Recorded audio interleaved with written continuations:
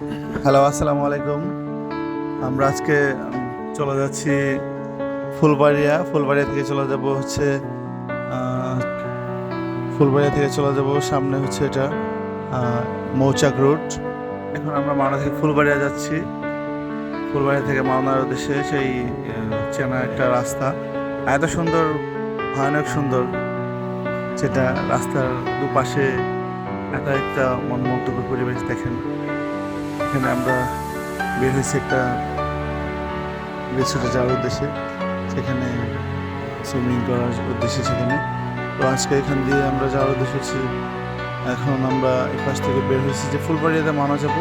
Kaliakair two Phulbaria রাস্তা এটা, অবশ্যই সবাই এই নামে চিনে, কালিয়াকোট টু ফুলবাড়িয়া। তো অসম্ভব একটা সুন্দর, ভয়ানক সুন্দর রাস্তাটা। অবশ্যই আমাকে কেউ ইনভাইট করলে ঘোরার কথা বলে আমি বসে থাকতে পারি না, চলে যাই ঘোরার জন্য। আমার খুব ঘুরতে ভালো লাগে।